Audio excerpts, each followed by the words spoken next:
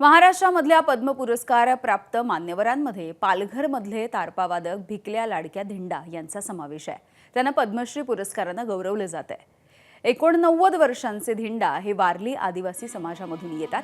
150 वर्षांपासून त्यांच्या घरामध्ये तारपा वादनाची ही परंपरा आहे। तारपा वादनाची ही पारंपरिक लोककला जोपासण्यामध्ये आणि वारली संगीताचा प्रसार करण्यासाठीच्या त्यांच्या योगदानाविषयी भारत सरकारकडून धिंडा यांना पद्मश्री पुरस्कार जाहीर करण्यात आला आहे।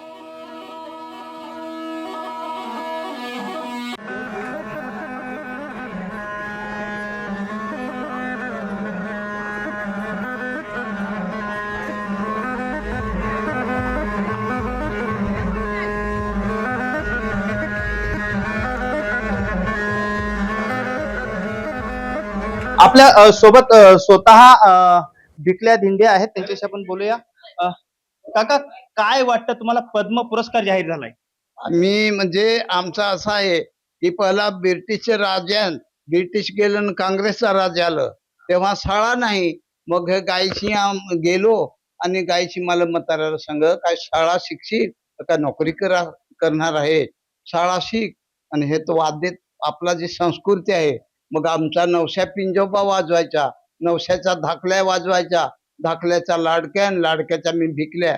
आज माझी 89-92 चालला आहे वर्ष माझा, अजून तारपा मी वाजवतो। म्हणजे ही मायभूमी माती परीक्षा केली तो आदिवासी श्वासाने वाजवती संस्कृती आणि हाताने वाजवती आकृती।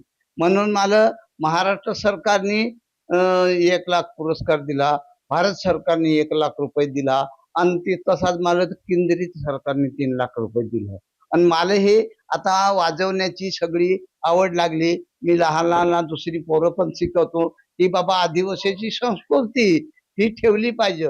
आता हे हिरवा देव आणि तारपा हे जात परतणीला असला तोच आदिवासी, आणि जर तारपा नाही, हिरवा देव नाही, तो आदिवासी नाही, तो बिगर आदिवासी। आता एक आपल्याला मोठा पुरस्कार जाहीर झाला, त्याचा काय आनंद वाटतो? काय आनंद वाटतो? माझ्या आयुष्यात मी जी जनसेवा केली का देवसेवा हे केली सेवा, आणि हिरवा देव नारायण देव असा त्याची सेवा केली। म्हणजे हिरव्या देवानी सगळे कोटी वारा ये तेव्हा झाड हिलं ना, तसा वारा मला झाड हिलला असा म्हणजे देवानी मला ही देणगी दिली। हेच माझा पाठी समजा एवढाच।